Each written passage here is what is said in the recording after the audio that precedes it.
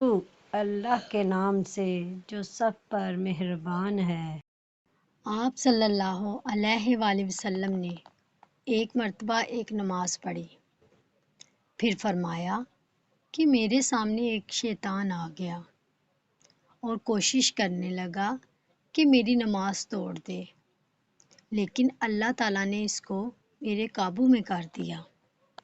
میں نے اس کا گلا گھونٹا یا اس کو دھکیل دیا۔ آخر میں میرا ارادہ ہوا کہ اسے مسجد کے ایک ستون سے باندھ دو اور جب صبح ہو تو تم بھی دیکھو۔